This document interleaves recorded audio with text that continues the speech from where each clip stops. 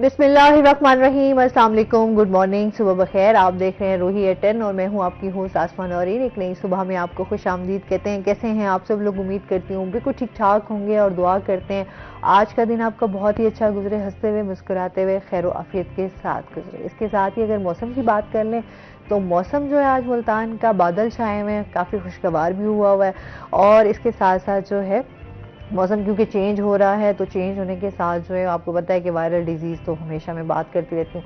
और अभी तक क्योंकि मैं खुद भी उस तरीके से उसका शिकार हूँ, ठीक नहीं हो रही मुकम्मल तौर पे, तो आपकी दुआओं की भी बहुत ज़्यादा ज़रूरत है और उसके साथ ही आपने अपनी सेहत का भी बहुत ज़्यादा ख्याल रखना है। इसके साथ हमेशा एक बात कहती हूँ कि आजकल हम जिस दौर से गुजर रहे हैं और जिस तरीके की इस टाइम हम मुश्किलात में हैं, उसमें अपने आप को जो है वो खुश रखना जो है वो बड़ा ज़रूरी है।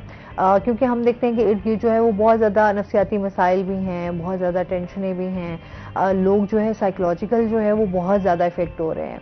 तो इसमें आपने अपने आप को मेंटली पीस जो है वो इंसान का बड़ा ज़रूरी है। आपने अपनी मेंटल हेल्थ का जो ख्याल है वो आपने लाजमी रखना है, ताकि आप अपनी लाइफ के जो भी मामलात हैं उनको बेहतर तरीके से जो है वो हल कर सके।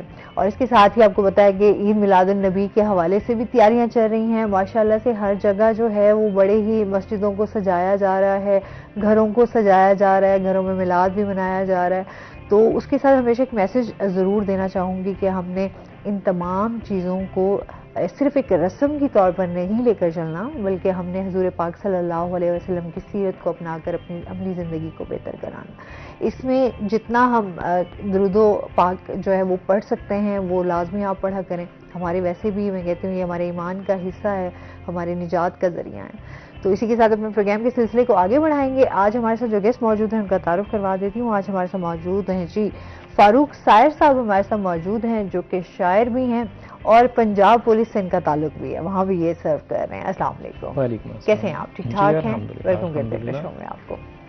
अच्छा, इनकी जर्नी भी जानेंगे कि एक तो माशाल्लाह से पंजाब पुलिस में भी हैं, वो जर्नी कैसी जा रही है, साथ में शायरी भी कर रहे हैं, तो किस तरह की ये शायरी कर रहे हैं वो इनसे हम सुनेंगे भी। और इसके साथ साथ सबसे पहले तो आप ये बताइए ना, एक तो आप सर्विस ये भी दे रहे हैं और साथ में शायरी भी कर रहे हैं, कैसे आगाज़ किया? जी, मैं इस तरफ आता हूँ। सबसे पहले तो इंतहाई मुतशक्किर हूँ कि आपने मुझे अपने प्रोग्राम में इनवाइट किया, मुझे मौका फ़राहम किया। शायरी जो है मैं पिछले कोई 20-22 साल से कर रहा हूँ। तो स्टार्ट में शुरू में सोचा कि कोई मुसव्वरी वगैरह, एक दफ़ा ऐसे कोई शौक़ उठा कि मुसव्वरी वगैरह करके देखता हूँ, तो उस पर थोड़ी सी रियाज़त की। तो मुझ पे ये इंकिशाफ हुआ कि मैं मुसव्वरी नहीं कर सकता।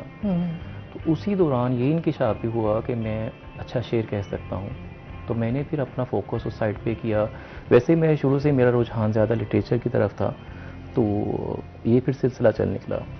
अच्छा जी। तो नौकरी के साथ साथ जो है वो आपने शायरी भी की, तो शायरी किस तरह की पसंद थी आपको करना? शायरी मैंने ज़्यादातर उन शोरा हजरात को पढ़ा है, जैसे हबीब जालिब हैं, फैज़ हैं, राहत इंदौरी हैं। इन लोगों ने जो हमारा माशरती बिगाड़ है, समाजी बिगाड़ है, जो हमारी समाजी बुराइयां हैं, उन पे इन लोगों ने ज़्यादा उनका फोकस रहा है।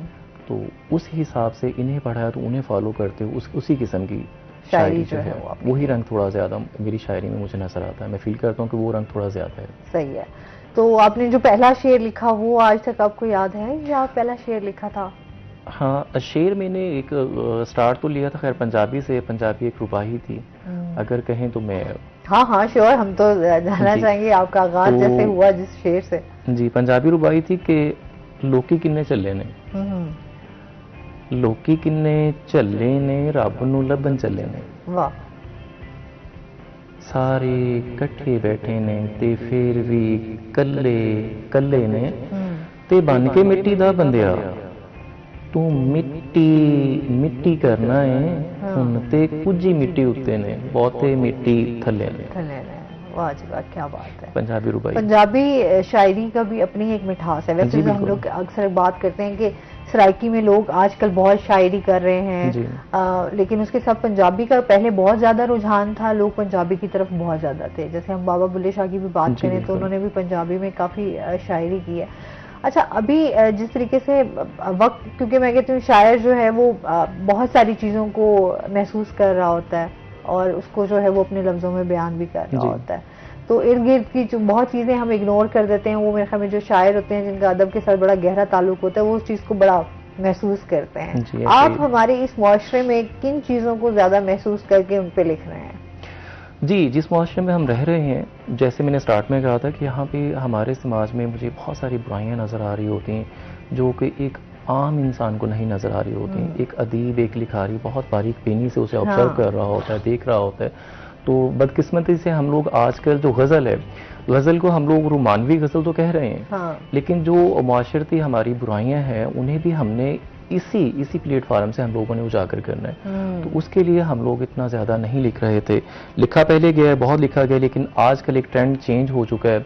वो मीर, गालिब, दाग, मोमिन से हम लोग निकल के आजकल हम लोग जिस मुआशरे में रह रहे हैं, तो इसमें जो हमारी नस्ल नौ है, उसमें तहज़ीब जैसे शायर हैं, उसमें ज़रियून जैसे हैं, अली ज़रियून, तो हम लोग थोड़ा सा हमारा ट्रेंड थोड़ा चेंज हुआ है। तो लेकिन मैं अभी भी जहाँ से मैंने स्टार्ट लिया था, मैं वहीं पे अभी तक मौजूद हूँ और वहीं पे ही साबित कदम रहना चाह रहा हूँ। सही। तो आप इर्द गिर्द अपने जहाँ पर सर्विस दे रहे हैं वहाँ पर उनको भी अपनी शायरी सुनाते रहते हैं? जी, ये मौका भी कभी कभी आता है कि जैसे हम लोग ऑफिस में बैठे हैं तो वहाँ पे डिमांड होना शुरू हो जाती है, या किसी महफिल में गए हैं तो वहाँ पे बल्कि एक दफ़ा तो ऐसे हुआ है कि मैं यहाँ से हम लोग डीए से बैठे थे, खाना खाने गए, तो वहाँ पे कोई लाइव म्यूज़िक वगैरह चल रहा था, तो वहाँ पे स्टेज से अनाउंसमेंट शुरू हो गई कि फारूक अच्छा। सायरा हमारे दरमियान मौजूद हैं। तो उठ के जाना पड़ा, वहाँ पे स्टेज पे जो है ना फिर कलाम पेश किया। सही। चलिए, आपकी शायरी भी सुनते हैं, इसके साथ ही जिस तरीके से मौसम की बात हो रही थी, तो मौसम का हाल जान लेते हैं। हमारे साथ अहमद मौजूद है, अहमद से जानते हैं आज दिन भर मौसम कैसा रहेगा, क्या सूरत हाल है? जी बिल्कुल, मुल्तान में मौसम की सूरत हाल के हवाले से बात करें तो मुल्तान में जो है वो गर्मी की शिदत में काफ़ी हद तक कमी जो है वो देखी गई है, क्योंकि गुज़श्ता रात से ही मुल्तान शहर में और गिरदोनवा में तेज़ ठंडी हवाएं जो हैं वो चल रही हैं, जिससे मौसम में जो है वो काफ़ी गर्मी की शिदत में जो काफ़ी कमी देखी गई और मौसम जो है वो भी काफ़ी खुशगवार हो चुका है। सुबह सवेरे से ही तेज़ ठंडी हवाएँ चल रही हैं, जिससे मौसम जो है वो काफ़ी हद तक बेहतर भी हो चुका है और इसके साथ साथ सूरज और बादलों के दरमियान जो है वो आंख मचोली का सिलसिला जो है वो भी जारी है। महकमा मौसमियात के हवाले से बात करें तो महकमा मौसमियात के मुताबिक आज कम से कम दर्जा हरारत जो है वो 28 सेंटीग्रेड रिकॉर्ड किया गया है, जबकि ज़्यादा से ज़्यादा दर्जा हरारत जो है वो 37 तक जाने का इम्कान जो है वो जाहिर किया गया है। और इसी हवाले से हवा में नमी के तनासुब की बात करें तो हवा में नमी का तनासुब जो है वो 61% रिकॉर्ड किया गया है। महकमा मौसमियात के मुताबिक जो है वो आइंदा 24 घंटे के दौरान जो है मुल्तान शहर का मौसम जो है वो खुश्क रहेगा। गर्मी की शिदत में जो है वो कमी तो आई है, लेकिन बारिश का जो है वो कोई इम्कान जाहिर नहीं किया गया है। मुल्तान और गिरदोनवा में ये पेशन गोई की गई है और इसके साथ साथ उनका ये भी कहना था कि आइंदा 2 रोज तक जो है मुल्तान शहर में बारिशों की जो है वो पेशन गोई भी नहीं की गई। जी, बहुत शुक्रिया अहमद आपका। और इसके साथ ही मौसम की बात हो, जब मौसम भी अच्छा हो ना तो शायरी भी बड़ी अच्छी लगती है, ऐसी है? बिल्कुल। क्या सुना रहे हैं आप? हाँ जी, चंद इशार हैं गजल के कि हर हंसती हुई आंख को नम कह दें, हर हंसती हुई आंख को नम कह दें, मगर क्यों हम कहे को आखिरी गम कह दें, मगर क्यों ये सच के मोहब्बत का निशान ताजमहल है, हम ऐसी मोहब्बत को भी कम कह दें, मगर क्यों वाह। वो कहते हैं हमको ही सदा पहली मोहब्बत, फिर कहते हैं कुछ ऐसा ही हम कह दें, मगर क्यों सब पूछते हैं जिंदगी उलझी हुई क्यों है, उलझन को तेरी जुल्फ का हम कह दें, मगर क्यों। आगे है कि सब जानते हैं जब यहाँ अब्बास का किस्सा, हस्ताबास, सब जानते हैं जब यहाँ अब्बास का किस्सा, सब धाड़ के परचम को अलम कह दें, मगर क्यों शायर से बिछड़ने का कभी सोचा भी तुमने, उस लम्हे को हम आखिरी दम कह दें, मगर क्यों। मगर क्यों। वाह वाह, क्या बात है। और भी कुछ सुना रहे हैं? मैं समझी अभी कुछ और है, अभी आमद हो रही है। आमद भी होती है वैसे आपको? जी बिल्कुल, आमद होती है तो लिखा जाता है, जैसे जैसे आप हुक्म करेंगे मैं हाजिर हूँ। हाँ जी। सही है। होता है ना समटाइम आप सोते हुए कुछ आपके माइंड में इस तरह के आपकी आमद हो जाए? जी कुछ इस शायरी तरह में की होता चीज? है, ऐसे ही है। हाँ। इल्हाम कह लें, आमद कह लें उसे, तो अवुर्द कहते हैं, वो नहीं है, खैर इल्हाम है या आमद है, होती होता है। ना कब समटाइम आप कुछ चल रहे हैं, कुछ खा पी रहे हैं या कहीं पर ये बैठे मामला हुए होते हैं। हैं, बाज़ों का था, मैं ट्रैवल कर रहा होता हूँ, हाँ। तो फोकस जो है ना ड्राइविंग पे होता है, जहन कहीं और होता है। हाँ। जहन में कोई मिसरे चल रहे होते हैं। सही। तो कई दफ़ा ऐसे भी हुआ है कि कोई अच्छा मिसरा ऐसे जहन में आया है, तो फिर गाड़ी रोक के वो आप मिसरा- फौरन लिखना शुरू कर देते हैं? कहीं ना कहीं पे सेव कर लिया उसे। सही है। जी। अच्छा, क्योंकि जाहिर सी बात है आपने शायरी करते हैं और फिर उसके साथ जो है कभी इस तरह भी हुआ है कि आपने सोचा हो कि यार मुझे जो है वो रोमानवी शायरी की तरफ भी आना चाहिए या खाली सिर्फ उसी को फोकस करना चाहिए? हाँ नहीं, रोमानवी मैंने शायरी की, ये नहीं कि मैंने खुद को महदूद रखा है, मेरा ज़्यादा फोकस उस पर है। बाकी मैं हर किस्म की, जैसे मैंने अभी आपको पहले रुबाई पेश की है, हाँ। तो वो उसमें सूफीज़म है। हाँ बिल्कुल उसमें ऐसे ही सूफीज़म सूफी, है। हाँ। तो रोमानवी शायरी भी बल्कि रिसेंटली मैंने अपने पेज पे अपलोड की हैं, 2-3 गज़लें ऐसी रोमानवी, तो उसमें बल्कि रोमान थोड़ा सा ज़्यादा था। अच्छा, सही है। अच्छा, बहुत सारे लोग इस बात पे कहते हैं ना कि या तो किसी का दिल टूट जाए तो वो शायरी करने लग जाता है, या फिर मोहब्बत हो बहुत ज्यादा तो उसमें वो शायरी करने लग जाता है, या फिर बहुत सारे इस लोग भी कहते हैं कि बहुत ज्यादा खुश हो तो वो तब भी शायरी की तरफ आ जाते हैं लोग। जी ऐसा है, इंडिया के एक राइटर हैं, वो कहते हैं कि जो शोहरा हजरात हैं उन्हें मोहब्बत ज़रूर करनी चाहिए। हाँ हाँ। अगर मोहब्बत और उसके साथ शादी भी, अगर वही जिससे मोहब्बत है उससे अगर शादी भी तो हो। शादी कामयाब रही, हाँ। मोहब्बत अच्छी है तो शादी कामयाब है, कामयाब है। अगर ना रही तो कम से कम आप शायर अच्छे बन जाएंगे। बिल्कुल ऐसे ही है। अभी क्या सुना रहे हैं? जी एक बल्कि नज़म आपकी नज़र करता हूँ कि ये तुमने ही, जैसे रोमान की बात हुई है, कि ये तुमने ही कहा था ना, दिलों के नेक रिश्तों में अना का मैं नहीं कायल, हाँ हाँ। बताओ ना तुम ही अब ये दिलों के नेक रिश्तों में अना क्यों आके ठहरी। वाह क्या बात। ये तुमने ही कहा था ना कि मोहब्बत जी हजूरी है, मगर क्यों, कब, कहाँ, कैसे मोहब्बत में नहीं होता, बताओ ना तुम ही अब ये मोहब्बत जी हजूरी है, तो फिर ये कब, कहाँ, कैसे हमारे दरमियां क्यों है। ये तुमने ही कहा था ना, दिया जिस दर पे रोशन हो वहां जलता अंधेरा है, वाह। बताओ ना तुम ही अब ये कि मुद्दत से मेरे दिल में दिया हर रात जलता है, अंधेरा क्यों नहीं छटता, कई ऐसे सवालों का बड़ा गमनाक सा हाल मेरे अच्छा, इसको मजदार कंटिन्यू को करते फेरे- हैं। sorry, माजरत क्योंकि हमने ब्रेक पे भी जाना होता जी, है, टाइम ऐसा है, तो वापस आके इसको कंटिन्यू करते हैं। नाज़रीन हमारे साथ रहिएगा।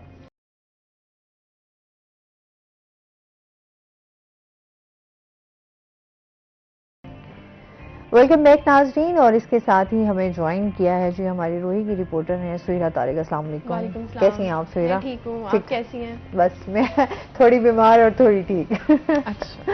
मौसम चलिए, ऐसा है पूरी ना, ठीक हो जाएंगी। हाँ इंशाल्लाह। तो हम सुहेरा से जानेंगे इनकी बीट से रिलेटेड और ख़वातीन के हवाले से इस टाइम क्या एक्टिविटीज़ हो रही हैं, यूनिवर्सिटीज़ के हवाले से भी बात करेंगे, इदारों के हवाले से भी बात करेंगे, एजुकेशन को लेकर चल रही हैं तो उस बीट पे भी हम बात करेंगे। लेकिन हमारी शायरी जो है वो अभी अधूरी रह गई थी, हम पहले उसको कंप्लीट कर लेते हैं। जी मैं उसे जी। कंटिन्यू करता हूँ कि ये तुमने ही कहा था ना, मैं अब स्टार्ट से लेने लगा हूँ। जी जी जी। ये तुमने ही कहा था ना, दिलों के नेक रिश्तों में हाँ। अना का मैं नहीं कायल, हम्म, बताओ ना तुम ही अब ये दिलों के नेक रिश्तों में हम्म, अना क्यों आके ठहरी है। ये तुमने ही कहा था ना, मोहब्बत जी हजूरी है, मगर क्यों, कब, कहाँ, कैसे मोहब्बत में नहीं होता, बताओ ना तुम ही अब ये मोहब्बत जी हजूरी है, तो फिर ये कब, कहाँ, कैसे हमारे दरमियां क्यों है। वाह। ये तुमने ही कहा था ना, दिया जिस दर पे रोशन हो वहां जलता अंधेरा है, बताओ ना तुम ही अब ये कि मुद्दत से मेरे दिल में दिया हर रात जलता है, अंधेरा क्यों नहीं छटता। कई ऐसे सवालों का बड़ा गमनाक सा हाला मेरे वजदान को घेरे मुझे दिन रात कहता है कि तुमने ये कहा था ना, कि तुमने यूं कहा था ना। हाँ। मैं अपनी सोच में गलता उसे बेबाक कहता हूँ। मोहब्बत के हिसाबों में, मोहब्बत के हिसाबों में बहुत सी छूट होती है, मगर मैं जानता हूँ ये मोहब्बत के हिसाबों में जहां भी छूट होती है, मोहब्बत झूठ होती है। वाह, क्या बात है, बहुत खूब। कैसी लगी शायरी आपको सुहिरा? बहुत अच्छी। अगर बड़े गौर से सुन रही थी। हाँ बिल्कुल। सही है। कोई एक आधा शायर शेर जो है वो हम सुहिरा से भी सुन लेंगे। सुहिरा, तो मैं नेक्स्ट ब्रेक के बाद में थोड़ा सोच के फिर सुना दूंगी आसमान। सही है। अच्छा सुहिरा, इस टाइम हम देखें तो वुमेन्स के हवाले से जो हमारे इदारे इस टाइम काम कर रहे हैं, हम बात करते हैं इंसाफ की तो बहरहाल हमारे यहाँ अलमिया है कि इंसाफ के हवाले से उस तरीके से फरहमी नहीं हो रही जिस तरीके से हम यहाँ सब चाहते भी हैं। तो क्या कहेंगी इस हवाले से कि इस टाइम जो खवातीन का एक तशद्दुद मरकज था, उस हवाले से बताइएगा कि जो खवातीन का स्टाफ है वो उनको सैलरीज भी नहीं मिल रही, उस इदारे के हवाले से जो है वो हड़ताल भी जारी है, क्या कहेंगी इस बारे में? ये वायलेंस अगेंस्ट वीमेन सेंटर इसलिए बनाया गया है, हम हर बार ही इसके हवाले से तकरीबन बात कर रहे होते हैं कि जो खवातीन जुल्म और सितम और तशद्दुद का शिकार हैं, उनको इंसाफ फराहम किया जा सके एक ही जगह पर। लेकिन अनफॉर्चुनेटली उस इदारे को खुद ही इस वक्त इंसाफ नहीं मिल रहा है। तकरीबन आज मुसलसल तीसरा रोज है कि इदारे ने काम छोड़ हड़ताल की हुई है। 25 प्लस का वहाँ पर स्टाफ है, जिसमें काउंसलिंग ऑफिसर्स हैं, मैनेजर्स हैं, साइकोलॉजिस्ट हैं, लेडी डॉक्टर हैं वहाँ पर, और इसके अलावा पुलिस की मदद फराहम करने के लिए, कानूनी मदद फराहम करने के लिए लॉयर्स भी हैं और पुलिस का स्टाफ भी वहाँ पर है।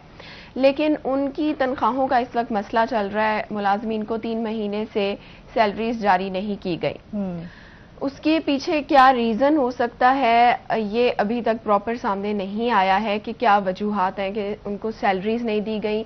बहुत सा स्टाफ वहाँ पर जो है वो कॉन्ट्रैक्ट बेसिस पर तैनात किया गया था उनको, उनका अभी तक मुस्तकिल उनको नहीं किया जा सका जो कॉन्ट्रैक्ट बेसिस पे थे। ठीक है। ये इदारा आसमा बना था तकरीबन 6 से 7 साल अब इसको तकरीबन होने वाले हैं, और जब ये बना था तब भी PMLN की गवर्नमेंट थी। शहबाज शरीफ साहब ने ये इदारा बनाया था, और इस वक्त जो वुमेन प्रोटेक्शन की अथॉरिटी की चेयरपर्सन है हिना परवेज, वो इस वक्त भी चेयरपर्सन हैं, और जब ये इदारा बना था उस टाइम पे भी वो बोर्ड की मेंबर थी। लेकिन और अभी भी आप देख लें कि नून लीग की ही हुकूमत है। तो वो इससे पहले 2 साल पहले इस तरह से हुआ था कि इनको 8 महीने की सैलरीज नहीं मिली थी। लेकिन उस टाइम पे हमें रीज़न ये पता चली थी कि चूंकि गवर्नमेंट अब PMLN की नहीं है तो उनका बनाया हुआ इदारा है, दूसरी जो हुकूमतें हैं वो इसको ख़त्म करना चाहती हैं, इसलिए स्टाफ की सैलरीज जारी नहीं हो रही। लेकिन अब सवाल ये है कि अब तो गवर्नमेंट उन्हीं की है जिन्होंने ये इदारा बनाया था, तो फिर स्टाफ को सैलरीज क्यों नहीं मिल रही हैं? ये एक बहुत बड़ी मैं समझती हूँ कोताही है कि आपने एक इतना बड़ा इदारा बनाया हुआ है, करोड़ों रुपए की वो बिल्डिंग खड़ी की हुई है आपने, और स्टाफ जो कि शहर में रहता है वो इतनी दूर मतीदल वहाँ पर जॉब करने के लिए अगर जा रहा है, उनकी फैमिलीज हैं, उनके इश्यूज हैं। इससे पहले भी एक डिप्रेशन और माली हालात की वजह से उनका एक स्टाफ मेंबर खातून जो हैं वो इस दुनिया से रुखसत हो चुकी हैं पहले भी। सही। तो अब जो मुलाजमीन हैं उनका भी यही कहना है कि हम इस महंगाई के दौर में बगैर तनख्वाह के गुजारा नहीं कर सकते। तो तमाम स्टाफ ने इस वक्त वो काम छोड़ हड़ताल जो है वो की हुई है, और 3 दिन से इदारे में कोई केस नहीं लिया जा रहा। जो पेंडिंग केसेस पड़े हैं उनकी तादाद तो बहुत ज़्यादा है, ठीक है, तो केसेस नहीं लिए जा रहे वहाँ पर जो खवातीन आ रही हैं, क्योंकि लोगों की इतनी ज़्यादा इंफॉर्मेशन अवेयरनेस आगाही नहीं है, उनको नहीं पता कि इदारा बंद पड़ा हुआ है। इतने किलोमीटर का सफ़र करके अगर लोग वहाँ जाते हैं, खवातीन वहाँ जाती हैं, मैंने देखा है, तो उनको मायूस वापस लौटना पड़ रहा है। लेकिन स्टाफ को ठीक है, उनके अपने मुतालबात हैं, उनके अपने मसाइल हैं, लेकिन मेरे ख्याल से इदारे का काम बंद नहीं होना चाहिए, क्योंकि आपको देखे ना, एक एहसास की बात होती है कि खवातीन उनके साथ हाँ। अगर किसी के साथ जुल्म हुआ हुआ है तो वो तो, और कोई उनके पास डर नहीं है। यहाँ पर मुल्तान में तो कोई ऐसी जगह नहीं है, कोई ऐसा इदारा नहीं है जहाँ वो जाके इंसाफ की अपील कर सके, ठीक है। तो आप उन केसेस को एटलीस्ट देखें, आप अपना जो आपका एहतजाज है उसको भी एक पुरअमन तरीके से जारी रखें। लेकिन स्टाफ ने ये कह दिया है कि जब तक हमें सैलरीज नहीं मिलेंगी हम काम शुरू नहीं करेंगे। अब उसी इदारे के अंदर वुमेन प्रोटेक्शन अथॉरिटी का भी स्टाफ है जिसको एडिशनल चार्ज मिला हुआ है वॉक सेंटर का।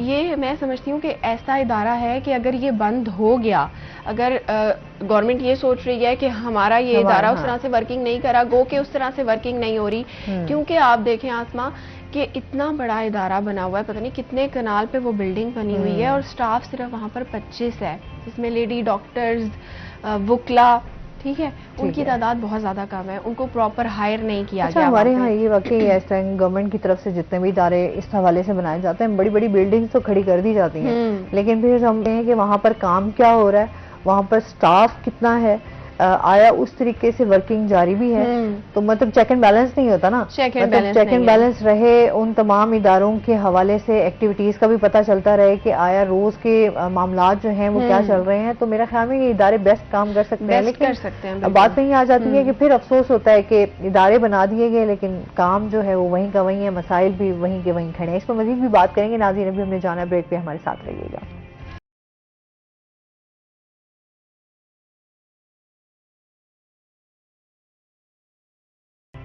वेलकम बैक नाजरीन। अच्छा जी, इसके साथ ही हम वापस अदब की तरफ भी आते हैं। बातें तो हमारी, मसाइल तो चलते ही रहेंगे। अच्छा, जिस तरीके से हमारे यहाँ अब सोशल मीडिया का बहुत ज़्यादा इस टाइम चर्चा भी है, लोग इस तरफ भी बहुत ज़्यादा आ रहे हैं, एक प्लेटफॉर्म भी लोगों के लिए आसानी हुई कि बहुत सारे ऐसे शोरा भी इसको इस दफ़ा आए सामने जो शायद समझते थे कि शायद कभी हम सामने नहीं आ सकेंगे या कहीं किसी मुशायरे में हिस्सा नहीं ले सकेंगे। हमारे यहाँ आप क्या समझते हैं, अदब को उस तरीके से फ़रोग मिल रहा है जिस तरीके से मिलना चाहिए? जी, अदब हमारे यहाँ परवान चढ़ रहा है, इसमें कोई शक नहीं है, लेकिन म्यारी अदब का फुकदान थोड़ा सा है। जैसे हमारे पास स्टार्ट में जो शायरी का म्यार होता था वो म्यार नहीं रहा, जो अदब का म्यार होता था वो म्यार नहीं रहा। वो सोच, जो आइडिया, जो नए नए मज़ामीन हम लोग शायरी में या फिर इससे हटके अदब में, किसी भी नावल हो, वो कहानी हो, वो किस्सा हो, दास्तां हो, वो उसमें कोई मरसिया हो, उसमें कोई नज़्म हो, गज़ल हो, जो भी है उसमें कहीं ना कहीं हमें कोई ऐसा नया मजमून देखने को मिलता था। तो उस चीज़ का थोड़ा सा फुकदान है हमारे पास इस वक्त। हमारी नस्ल नौ जो है वो रोमान परवर ज़्यादा हो गई है, तो उस चीज़ का थोड़ा सा। अच्छा, हमारे यहाँ क्योंकि जैसे आपने बात की ना, आजकल जैसे माशाल्लाह जो नौजवान शायरी की तरफ आ रहे हैं वो यही है कि रोमानवी शायरी ज़्यादा है, लोग उसको ज़्यादा पसंद करते हैं। तो सोशल मीडिया पे बहुत ज़्यादा जो शायरी, जैसे अब बुक्स की तरफ से हम देखते हैं कि बहुत ज़्यादा लोगों का वो रुझान जो है वो कम होता जा रहा है। अगर लोगों ने जो है वो सोशल मीडिया अपने पेजेस पे लिखना शुरू कर दिया है, तो इससे आप क्या समझते हैं कि महफूज रहेगी शायरी, या वो इस तरीके से अपने आप को सिक्योर महसूस करते हैं? मैं महसूस कर रहा हूँ कि ये जो कुतुब-बीनी है, इससे थोड़ी सी दूरी जो है ना, ये अदब का नुकसान हो रहा है। एक जो हकीकी कारी है उसे तब तक नींद नहीं आती है जब तक उसके तकिए के नीचे किताब ना हो। उसकी भीनी भीनी सी पेजेस की खुशबू जो है ना उसे महसूर करती है। वो जब तक उसे रीड ना कर ले उसे नींद नहीं आती। इसका हम लोग इससे थोड़ा दूर हो गए। हम लोग थोड़ा सा ना शॉर्टकट ज्यादा ढूंढते हैं, वो पसंद भी करते हैं। कॉलर है हमारे साथ। अस्सलाम वालेकुम। टीवी का वॉल्यूम बंद कर दें। वालेकुम सलाम। मेरी बहन नूरीन। जी जी, क्या हाल है आपका? है, ठीक हूँ, अल्लाह का शुक्र है। आप बताएं कैसे हैं? अपने टीवी का वॉल्यूम बंद कर दें प्लीज। बहन नूरीन, मैं शेर जो मैंने अपने याद किए हैं 12 रबीउल के हवाले से, वो 2 शेर अर्ज करना चाहता हूँ। जी जी जरूर। मैं बी मशरफ बात कर रहा हूँ मियाँ चन्नू से। जी जी। चक नंबर 19 8 BR। जी जी।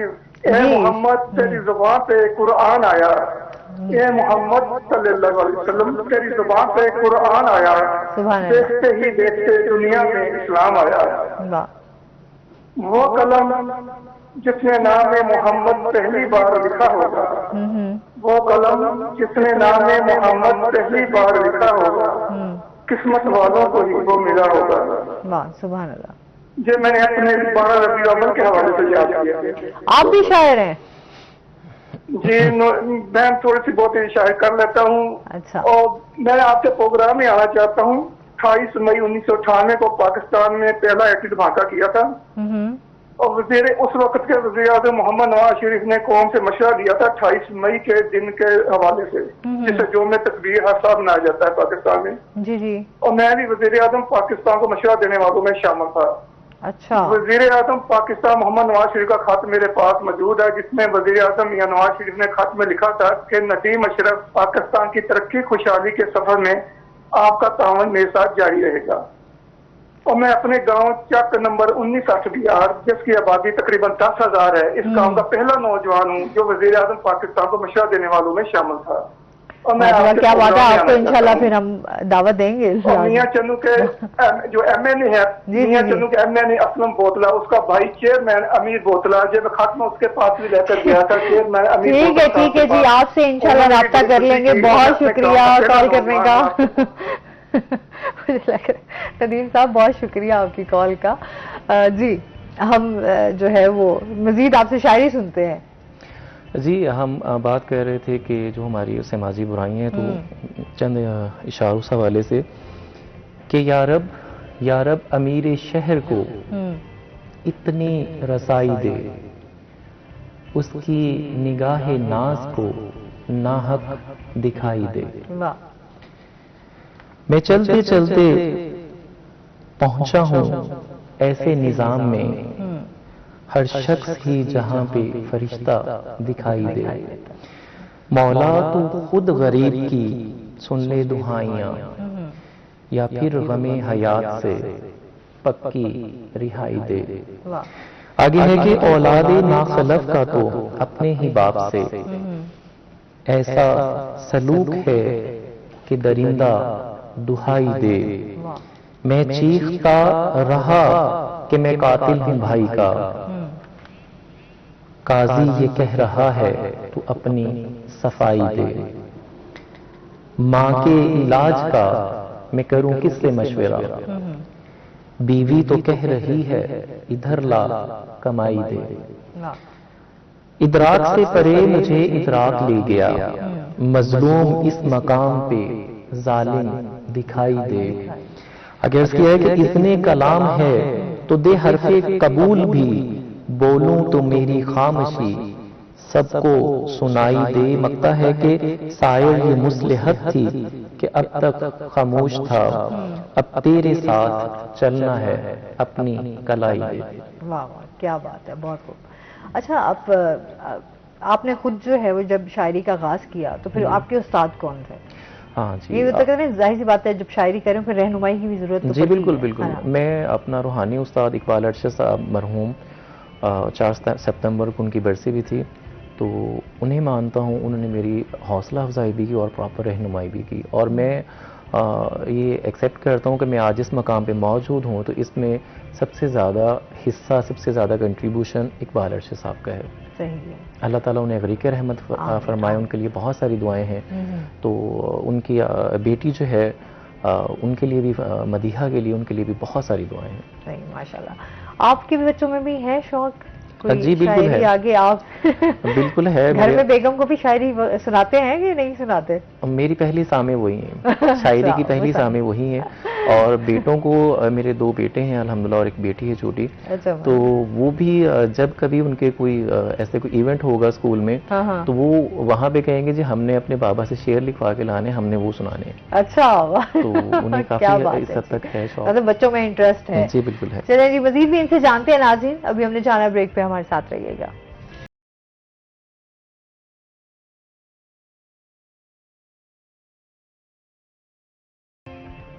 वेलकम बैक नाज़रीन। अच्छा जी, इसके साथ ही हम सूरत से जानते हैं वुमेन प्रोटेक्शन अथॉरिटी की जानिब से जो है हेल्पलाइन का आगाज़ किया गया था, उस हवाले से बात करेंगे कि 1 माह भी गुजर चुका है लेकिन उसके बाद भी बावजूद भी जो है वो अभी तक फाल नहीं हो सकी। इस हवाले से बताइएगा क्या वजूहात हैं? ये हेल्पलाइन इसीलिए बनाई गई है, जैसे अभी हमारी सर से बात हो रही थी ब्रेक में, कि खवातीन को अगर जो बाहर जाती हैं या घर में होती हैं, या स्पेशली वही खवातीन जो वर्किंग वुमेन हैं या पढ़ने के लिए बाहर जा रही हैं, उनको रोज़मर्रा ज़िंदगी में ऐसे मसाइल का सामना करना पड़ता है, हैरासमेंट का, किसी ने छेड़ दिया, कोई पीछा कर रहा है, किसी ने तंग किया है, या कोई एक्सट्रीम लेवल पे आपको तंग कर रहा है, आप स्टॉप पे कहीं खड़ी हैं तो कोई आपका पीछा कर रहा है या छेड़ रहा है।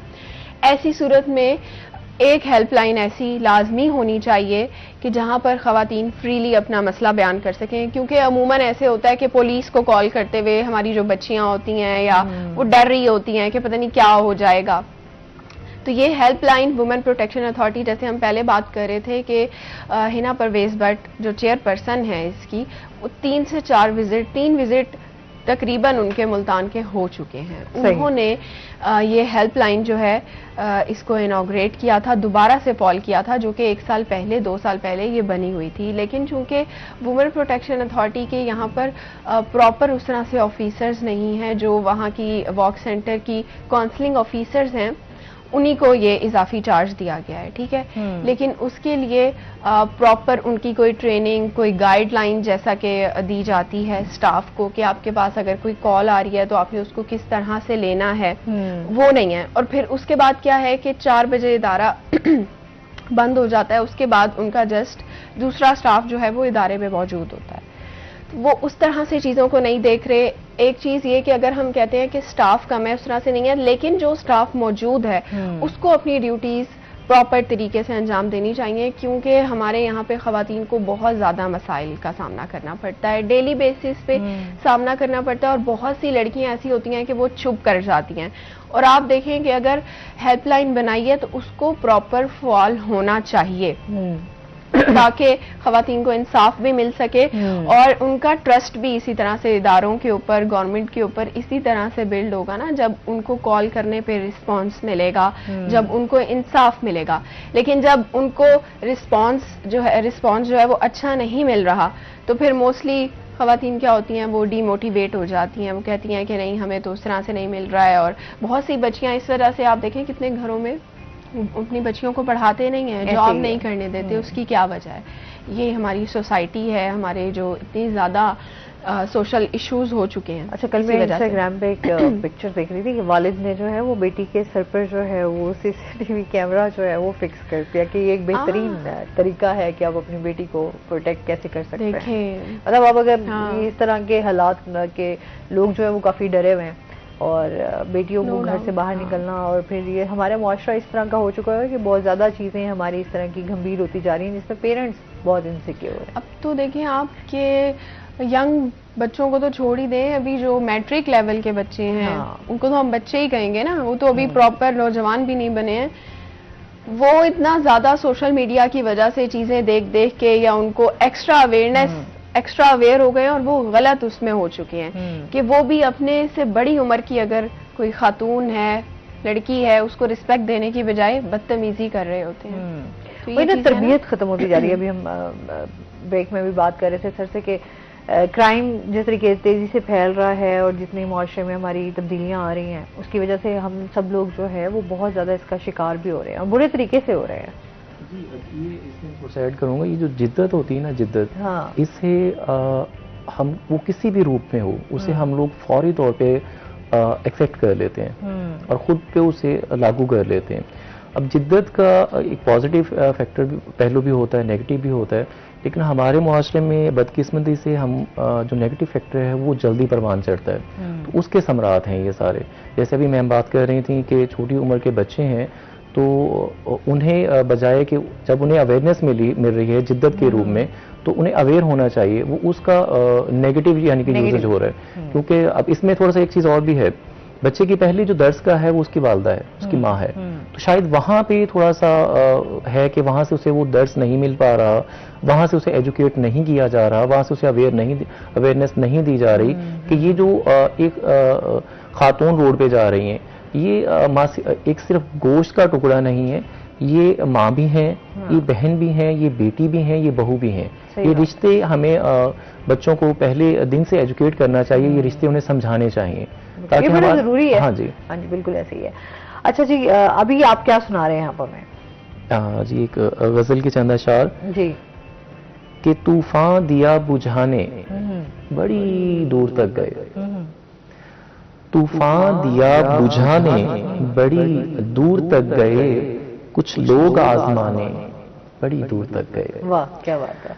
तुझसे बिछड़ के फिर हमें अपनी खबर कहाँ, हिजरत जदा घराने बड़ी दूर तक गए। वाह क्या बात है। आगे है कि हमने सुराही जाम को हर बार रद्द किया, हमने सुराही जाम को हर बार रद्द किया, साकी हमें पिलाने बड़ी दूर तक गए। वाह वाह क्या आगे है कि दुश्मन का जख्म था मुझे गिरने नहीं दिया, अपने मुझे गिराने बड़ी दूर तक गए। वाह वाह आगे है कि पहला ही इश्क रूठ के नाराज अब तलक, हम यार को मनाने बड़ी दूर तक गए। वाह वाह। कल रात तेरे नाम पे आया था आंख में, कल रात तेरे नाम पे आया था आंख में, वो अश्क हम छुपाने बड़ी दूर तक गए। वाह वाह क्या बात है। बड़ी गहरी आपने गजल सुना दी है।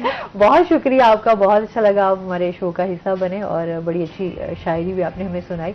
और इसके साथ ही सुहेरा आपका भी बहुत शुक्रिया, आप हमारे साथ हैं। इसके साथ ही नाज़रीन अभी हमने ब्रेक पे जाना है, जब हम ब्रेक से वापस आएंगे तो हमारे साथ कुछ और गेस्ट मौजूद होंगे, हमारे साथ रहिएगा।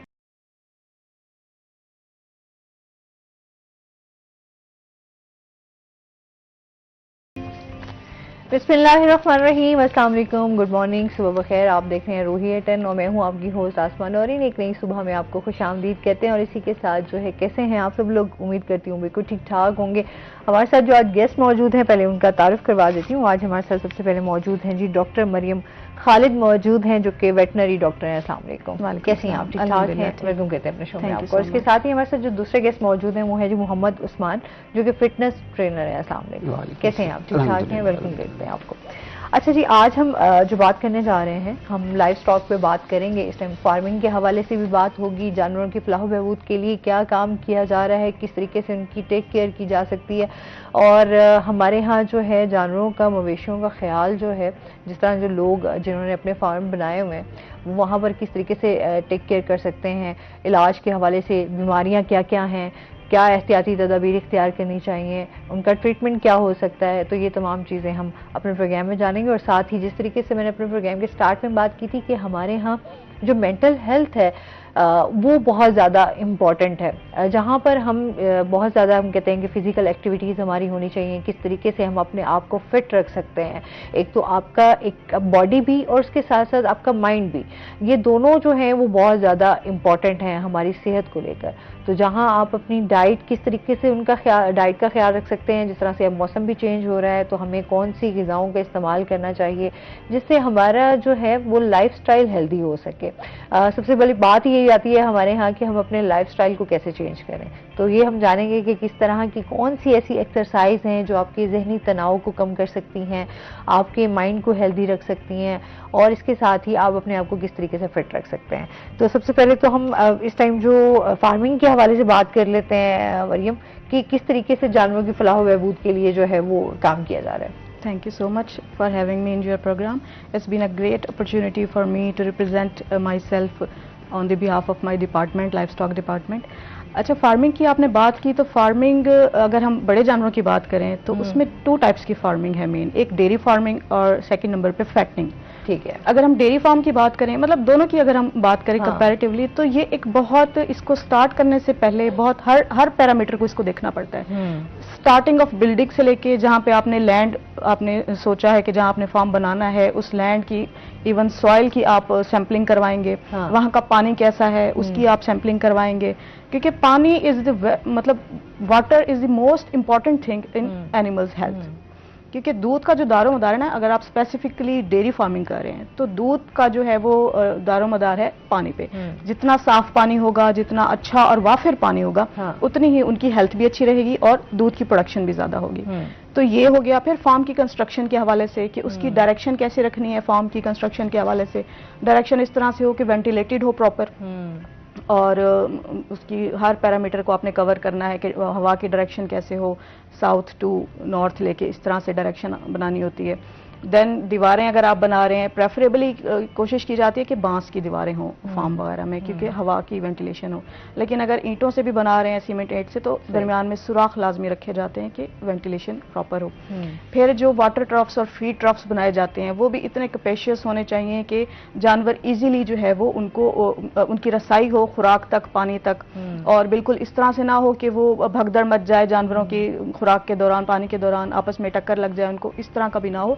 प्रॉपर एक जैसे कहते हैं ना कि एक डिसिप्लिन वे में उस तरह से मैनेज करना पड़ता है। और फिर इतनी कैपेसिटी हो, स्पेसिफिकली अगर एक गाय है, सिंगल गाय या सिंगल बफ है, तो उसको मूव करने की कैपेसिटी जो है वो कम से कम जी 100 स्क्वायर फीट चाहिए ओपन एयर में। अगर आप क्लोज्ड भी हैं, क्लोज एरिया की अगर हम बात करें, तो उसमें 50 स्क्वायर फीट एक जानवर को कैपेसिटी चाहिए उसकी अपनी, जिसमें वो इजीली उठ बैठ सके, अपनी मूवमेंट कर सके।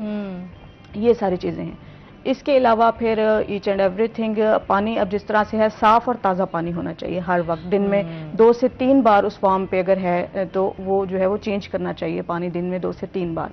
इसी तरह फीड का भी ऐसे ही है, सिस्टम चेंज करें।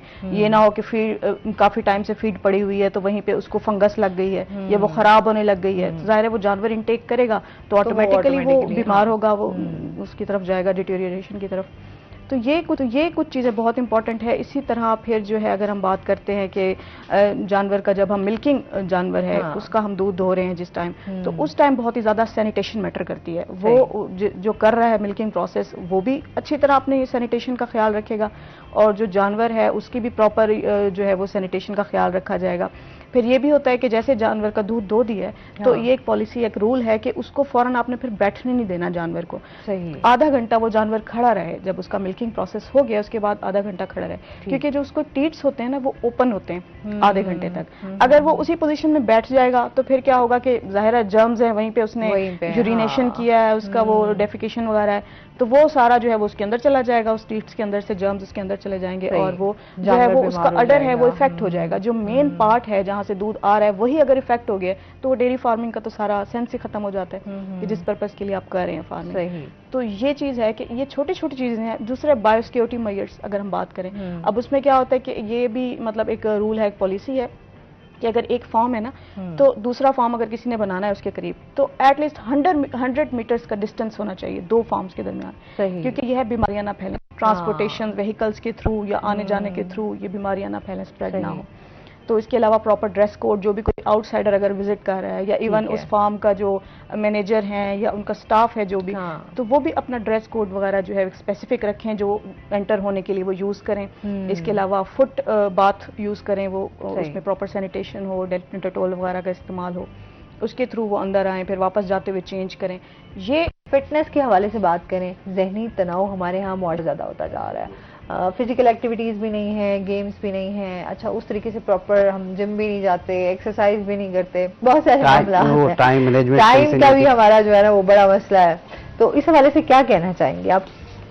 फिजिकल एक्टिविटी तो बहुत ज़रूरी है। आज से पहले देखा जाए, जिस तरह से अगर हम गांव के इन्वायरमेंट देखा जाए, पहले जो जितने भी हमारे जो बुजुर्ग हैं वो अभी तक हेल्दी हैं, वो हमसे भी हेल्दी हैं इस टाइम। वो किस तरह से हैं, वो सिर्फ और सिर्फ इसी चीज़ पे है। उनकी जो फिजिकल फिटनेस देख लें, वो काम करने के लिए बाहर जाते थे, वो साथ उनकी एक्टिविटी भी हो रही है, उनको माइंड से कोई स्ट्रेस नहीं है। उनके अगर देखा जाए तो इन्वायरमेंट जो उनको प्रोवाइड किया जा रहा है, आब हवा देखी जा रही है, वो भी उनको बहुत हेल्दी प्रोवाइड की जा रही है। मतलब वो गाँव के एक वो है। अब शहर के अंदर पोल्यूशन बढ़ गई है, हमारे पास जॉब इतना करते हैं कि जॉब के बाद हमारे पास टाइम नहीं है, कोई फिजिकल, हमारे पास कोई भी फिजिकल एक्टिविटी नहीं है, कोई जिम नहीं जा सकते हम। सारा दिन का इतना काम करते हैं कि एट द एंड हम ये सोचते हैं कि जिम कैसे जाए, हमारी टाइम नहीं है। तो ये वो चीज़ें हैं जो ना हम पे बहुत ज़्यादा इम्पेक्ट करती हैं। इसके लिए हमें ज़रूरी है कि जिम हम थोड़ा सा टाइम मॉर्निंग वॉक के लिए निकाल लें, कोशिश करें कि ना मॉर्निंग वॉक लाजमी करें अगर आपके पास ज़्यादा टाइम मैनेज नहीं होता। अगर हो सके मॉर्निंग वॉक के साथ इवनिंग में आप थोड़ा सा टाइम लेके ना फिजिकल कोई ना कोई एक्टिविटी लाजमी करें जो आपकी बॉडी के लिए बहुत ज़रूरी है, और साथ के साथ जो आप डेली रूटीन में वर्क कर रहे हैं उसके लिए माइंड को सेट रखने के लिए भी बहुत ज़रूरी है ये चीज़। अच्छा, जाहिर सी बात है ये इसमें हमारे यहाँ लाइफस्टाइल, वही जिस तरह मैंने प्रोग्राम के स्टार्ट में बात की कि लाइफस्टाइल हमारा जो है ना वो बड़ा चेंज हो चुका हुआ है, हमारी ग़िज़ाएं चेंज हो चुकी हुई हैं। अच्छा, फिर हमारा सोने का टाइम हमारा जो है वो चेंज हो चुका हुआ है। दिन में जो है वो कुछ ना कुछ इस तरह की जो है एक्टिविटीज भी हमारी नहीं होती, ज्यादा बैठने का मोस्टली हम जिस तरह अगर वर्किंग वुमेन है या मेल है उनका बैठने का काम ज्यादा है, तो वो बैठेंगे और काम ज्यादा करेंगे, तो फिर वो जाहिर सी बात है कि उस तरीके से कोई घूमना फिरना नहीं है, कोई आपने वॉक नहीं करनी, तो ये हमारे यहाँ जो है चीजें बहुत ज्यादा बहुत आ रही है इस तरह से। जिस तरह से आपने अभी नींद की बात की है, अब एक हेल्दी माइंड के लिए और बॉडी के लिए कहा जाए तो हमारा 8 आवर्स लाजमी है। हमने 8 घंटे लाजमी सोना है, अपनी बॉडी को रेस्ट, हमारे बॉडी को रेस्ट चाहिए होता है। हम सारा दिन वर्क करते हैं, माइंड को रेस्ट चाहिए होता है। हम सारा दिन वर्क माइंड से करते हैं, बॉडी आपने बताया हम बैठे रहते हैं, मतलब बॉडी कोई वर्क नहीं कर रही, आप सब माइंड से वर्क कर रहे हैं, सिर्फ और सिर्फ हाथ चल रहे हैं, कंप्यूटर क्योंकि अब देखें ना जिद्दत आती जा रही है, टेक्नोलॉजी का इस्तेमाल बहुत ज्यादा होता जा रहा है। अच्छा, सहूलत पसंदी की तरफ हम लोग बहुत ज्यादा जा रहे हैं, आराम पसंदी भी पसंद करते हैं, तो जिस तरह से ऑनलाइन हमारे बच्चे भी हैं, बच्चियां भी हैं, वो काम ज्यादा कंप्यूटर पे होता है, तो आपको मोस्टली होता है कि आपका माइंड जो है वो ज्यादा एक्टिव हुआ होता है, बिल्कुल ऐसे तो आपका हम ज्यादा माइंड से ले रहे होते हैं। तो ऐसे ही है। अब मैं बात करूंगा, मेरा भाई है वो ऑनलाइन वर्क करता है, रात के टाइम जागता है और सुबह के टाइम सोता है, बिल्कुल कमजोर हो गया, आईज उसके ना बिल्कुल अंदर की तरफ बिल्कुल हो गया और ना डार्क सर्कल बहुत ज्यादा आ गया। वो मैंने कहा यार एक्टिविटी कर ले कुछ, कहता टाइम नहीं होता, सिर्फ और सिर्फ टाइम। अब रात को जागेगा, सुबह के टाइम सोएगा, दोपहर तक उठेगा, 1-2 बजे उठ के अपने रूटीन करेगा, फिर वहीं शाम के टाइम। मैं कहता हूँ अपने लिए टाइम निकाल, अभी तेरी एज है, मेरे से छोटा है वो, और उसको देखेंगे आप कहेंगे कि ये लगता ही नहीं है, उसकी हेल्थ खत्म हो चुकी है बिल्कुल, अपने आप को उसने बिल्कुल खत्म कर दिया इस लिहाज से। सो ये फिजिकल एक्टिविटी तो ज़रूरी है आपकी लाइफ के, आप हाफा निकाल लें, कोई मैं टाइम मैनेज करके हाफा निकाल लें, ये फिजिकल एक्टिविटी लाजमी करें इस चीज़ के लिए। बिल्कुल ऐसा ही है। अच्छा, हमारे यहाँ मेंटल पीस के लिए या तो ज़्यादा योगा जो है वो बहुत ज़्यादा इस पे जो अब हम देख भी रहे हैं सोशल मीडिया पर भी, जो ट्रेनर्स हैं वो भी इस पे ज़्यादा फोकस देते हैं कि जहाँ आप अपनी जो है बाकी चीज़ों को देख रहे हैं वहाँ पर आपका मेंटल पीस भी है, तो उसके लिए योगा जो है वो बेस्ट है। तो आप क्या कहेंगे, कितना योगा? देखें, योगा भी एक फिजिकल एक्टिविटी है, उसमें ना माइंड आपका बेसिकली क्या होता है, माइंड रिलैक्स योगा के अंदर आप स्ट्रेचेस के साथ साथ अपने माइंड को भी रिलैक्स, पीस ऑफ माइंड के लिए ये योगा करते हैं। अक्सर हम जो योगा यूज़ करते हैं इसमें ये है स्ट्रेच तो हो रहा है, ये बॉडी आपके माइंड भी एक्टिव हो रहा है, साथ के साथ ना आप वो फिजिकल जो थोड़ा सा आपको बॉडी वर्क करनी चाहिए, उसमें बॉडी वर्क नहीं होती। ज़रूरी है, योगा भी बहुत अच्छा है, बहुत अच्छा है योगा, ये नहीं कि मैंने वो मेंटली स्ट्रेस के लिए ना वो बहुत अच्छा है। आपको मेंटली स्ट्रेस जहाँ मिला हुआ है उससे अगर आपने वो करना है तो योगा बेस्ट है। और क्या कहते हैं, अगर आप कहते हैं साथ के साथ मेरी हेल्थ भी सही रहे, उसके साथ आपको एक्सरसाइज लाजमी करनी है। योगा के साथ एक्सरसाइज एक चीज़ लाजमी ऐड करें कि बॉडी भी आपकी हेल्थी रहेगी और साथ के साथ आपका जो माइंड, आपका डेली रूटीन में आपका माइंड इतना डिस्टर्ब हुआ होता है वो भी एक्टिव रहता है साथ। बिल्कुल ऐसे ही है। अच्छा जी, इसके साथ ही एक्सरसाइज के हवाले से आपसे जानूंगी कि कौन सी एक्सरसाइज जो हैं वो ज़्यादा बेहतर हैं। उस हवाले के साथ जो है हम ये भी जानेंगे, जिस तरह बीमारियों की हम बात कर रहे हैं लाइफ स्टॉक में, इस टाइम कौन कौन सी ऐसी बीमारियां हैं जो वायरल हैं और जानवरों को हो रही हैं? अच्छा, सच इस टाइम कोई स्पेसिफिक नहीं कह सकते हम, जो बहुत ज़्यादा खतरनाक हो, रूटीन प्रैक्टिसेस होती हैं। लास्ट ईयर बल्कि 2022 में एक आई थी लंपी स्किन डिजीज, वो थोड़ा सा बहुत ज़्यादा उसका इम्पैक्ट था इकोनॉमिकल लिहाज से, काफ़ी लॉस भी हुआ एनिमल्स का, इसके अलावा उनकी प्रोडक्शन पे भी असर हुआ, लेकिन अल्हम्दुलिल्लाह वो जो है वो कंट्रोल हो गया बहुत हद तक। वैक्सीनेशन लाइफ स्टॉक डिपार्टमेंट की तरफ से थी, ट्रीटमेंट था। ठीक है, तो बहुत डिटेल से बात करते हैं। नाज़रीन, अभी हमने जाना ब्रेक पे, हमारे साथ रहिएगा।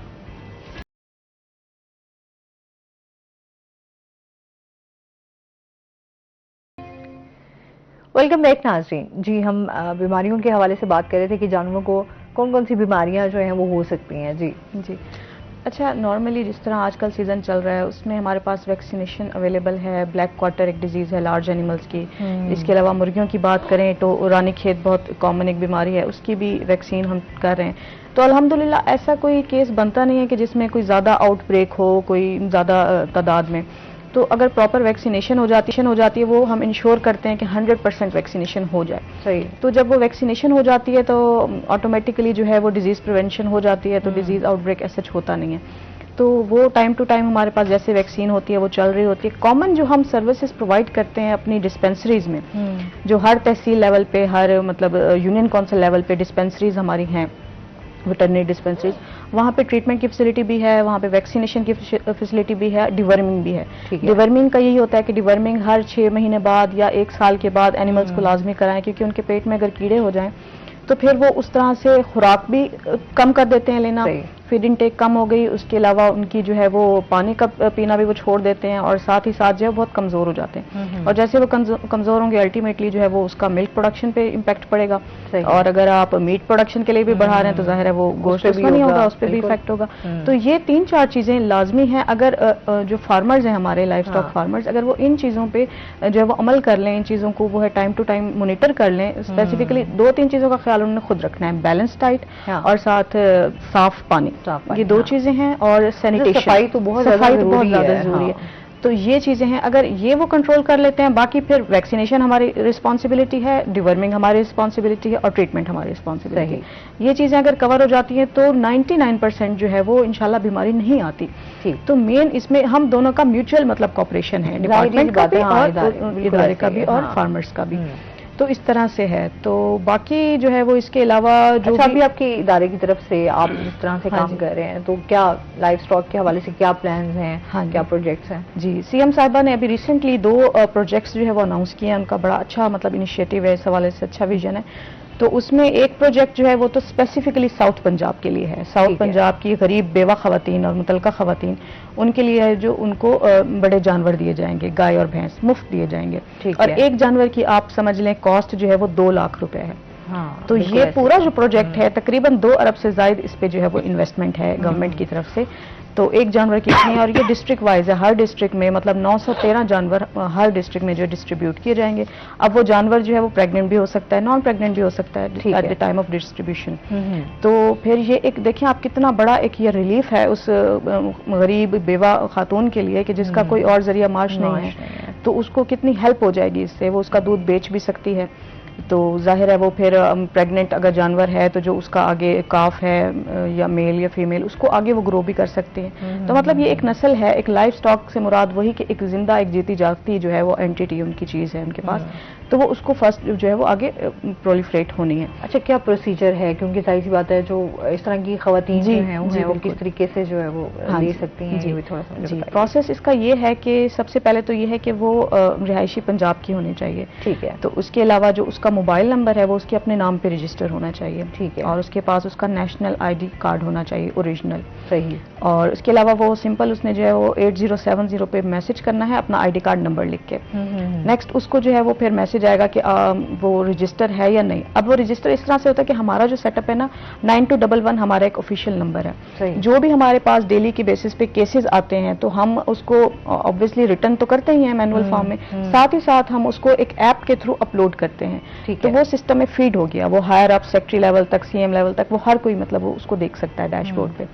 तो ये वहाँ पे उसकी रजिस्ट्रेशन लाजमी है ताकि हमें पता हो कि आया ये बंदी फेक है, ओरिजिनल है, हो सकता है इसने वैसे ही कह दिया हो, मतलब डॉक्यूमेंटेशन वेरीफाई ना हो या इस तरह से। तो वो हमारे पास उसका लाजमी उसका डेटा होना चाहिए कि ऑलरेडी वो सर्विसेज ले रही है, कुछ ना कुछ जानवर उसके पास हैं, कुछ भी इस तरह का सेटअप, ठीक है। तो जैसे ही हमने उसको चेक करना है, मैच करना है, अगर तो रजिस्टर नहीं है तो हम उसको फौरी तौर पर फिजिकली वेरीफाई करके उसको रजिस्टर कर देंगे, ठीक है। नेक्स्ट फिर जो है ये प्रोसेस मजीद जो है वो बढ़ेगा, जिस तरह सारे अप्लाई करेंगे, एप्लीकेशन होंगी, तो नेक्स्ट फिर जो है इसको मजीद ट्रांसपेरेंट करने के लिए सिस्टम ऑनलाइन किया गया है कि मैनुअली कम से कम हो, ऑनलाइन सही। लेकिन इससे पहले जो प्रोजेक्ट अब रिसेंट जो बिल्कुल स्टार्ट होने वाला है वो है लाइफ स्टॉक किसान कार्ड, ठीक है। अभी हम इसके प्रोसेस में ज्यादा मतलब हैं, उसमें यह है कि जो है कर्जा मिलेगा लाइफ स्टॉक फार्मर्स को जिसके पास 5 से 10 जानवर हैं, मेल जानवर, मतलब कटे या बछड़े, नर जानवर अगर उसके पास है 5 से 10 जानवर, तो उसको फी जानवर के हिसाब से 27,000 रुपए का कर्जा मिलेगा,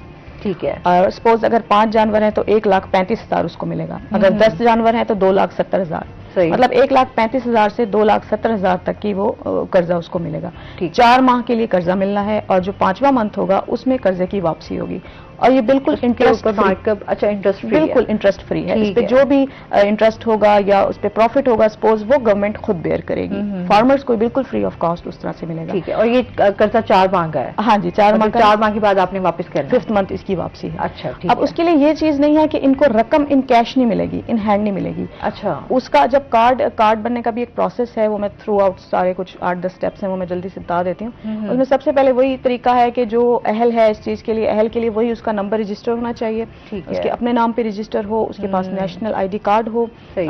पंजाब का वो रेजिडेंट हो, और जानवर जितनी शर्त है उतने हो उसके। ठीक है। देन वो जो है वो सिंपल अपना CNIC नंबर टेक्स्ट कर देगा 8070 पे। अगर वो रजिस्टर है 9211 से तो it's well and good, next उसका प्रोसेस चलेगा। अगर ठीक वो है। रजिस्टर नहीं है तो अपनी करीबी लाइव स्टॉक डिस्पेंसरी से वो जाके अपने आप को रजिस्टर करवाएगा। ठीक है। देन फिर नादरा वेरिफिकेशन करेगी, उसके बाद PDM जो है PMD डिपार्टमेंट उसकी वेरिफिकेशन करेगा। ठीक है। देन जो है फिर उसके बाद वेरिफिकेशन जाएगी बैंक ऑफ पंजाब के पास, क्योंकि बैंक ऑफ पंजाब ने कार्ड इशू करना है। है, ठीक हो गया। वो फिर मजीद वेरीफाई करेंगे कि आया ये जिस बंदे ने अप्लाई किया है कि सही है, कोई मनी लॉन्ड्रिंग में तो इन्वॉल्व नहीं है, या कोई इस तरह के कोई ऑलरेडी कोई लोन स्कीम में तो नहीं है ये शामिल। जब वहां से भी वेरिफिकेशन हो जाएगी, देन उसकी फिजिकल वेरिफिकेशन होगी उसकी एनिमल्स की। वो अर्बन यूनिट डिपार्टमेंट उसमें इन्वॉल्व होगा, वो फिजिकली वेरीफाई करेंगे कि वाकई इसके जानवर इतने हैं या नहीं जितनी शर्त है। उसके बाद फिर बैंक ऑफ पंजाब और पाकिस्तान इंफॉर्मेशन टेक्नोलॉजी बोर्ड, इनका आपस में कोऑर्डिनेशन होगा, इनकी कम्युनिकेशन होगी। देन ये फिर आगे मूव करेंगे। ये सारे स्टेप बाय स्टेप है। और देखें आपके इतने ज्यादा जब डिपार्टमेंट्स इन्वॉल्व होंगे, 5 to 7 डिपार्टमेंट्स, तो इंश्योर 100% ट्रांसपेरेंसी। तो देन जो है जब ये वेरिफिकेशन कंप्लीट हो जाएगी और फाइनल हो जाएगा कि भाई अब हम इनको ये फैसिलिटेट करने वाले हैं, सही। तो देन हमारा फिर यहाँ पे रोल ये आएगा कि हमारा जो डिपार्टमेंट होगा वो उन एनिमल्स की टैगिंग कर देगा। ठीक है। तो मतलब एक किस्म का वो आपने एक सिंबल दे दिया उनको कि भाई ये जो जानवर हैं ये फैसिलिटेट हो रहे हैं इस फैसिलिटी में, इस मतलब इस स्कीम में।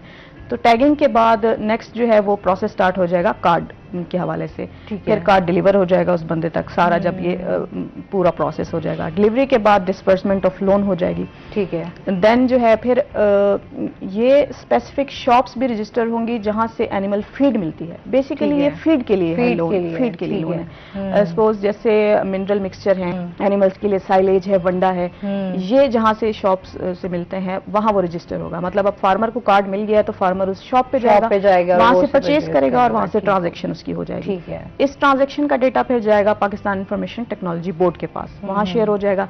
देन वहां से ये फिर अपलोड हो जाएगा एग्जीक्यूटिव डैशबोर्ड पे, और ये थ्रू आउट फिर 5 महीने तक ये वहां पे मॉनिटर होता रहेगा सारा कुछ ऑनलाइन सेटअप, सही। 4 मंथ्स तक। 5th मंथ में फिर ये वापसी हो जाएगी। ठीक हो गया। हाँ। तो ये अभी से स्टार्ट हो चुका हुआ है। अब ये हमारी जितनी भी डिस्पेंसरीज हैं इस टाइम पे तमाम डिस्ट्रिक्ट लेवल्स पे ऑल ओवर द पंजाब, इस प्रोजेक्ट के लिए स्पेसिफिकली तमाम डिस्पेंसरीज में लाइव स्टॉक फैसिलिटेशन डेस्क के नाम से जो है हमने एस्टेब्लिश कर दिया इसको। जो भी फार्मर्स आते हैं हम उनको ये सारा प्रोसेस गाइड करते हैं ताकि वो इसके मुताबिक जो है वो अप्लाई करें, ऑनलाइन जैसे अप्लाई करें। थ्रू आउट उनको जहाँ पे जिस स्टेप पे भी कोई परेशानी दरपेश होती है तो वो उसको हम हेल्प आउट करते हैं। ठीक है। तो ये इंशाल्लाह विद इन 2 to 3 मंथ्स ये प्रॉपर जो है ये डिस्ट्रीब्यूट होना भी लग जाएंगे, शायद उससे पहले भी हो जाए। अच्छा। क्योंकि स्टार्ट कर चुके हैं हम ये चीज। बैंक ऑफ पंजाब की भी तमाम ब्रांचेज इस हवाले से एक्टिवेट हो चुकी हैं। तो इंशाल्लाह बहुत जल्दी ये इनिशिएटिव स्टार्ट हो जाएगा। और ये भी 11 अरब से ज्यादा का प्रोजेक्ट है जिस पे कॉस्ट आ रही है, और 60,000 फार्मर्स इससे जो है वो मुस्तफीद हो सकते हैं। ठीक है, मजीद भी इनसे जानेंगे नाजरीन। अभी हमने जाना है ब्रेक पे, हमारे साथ रहिएगा।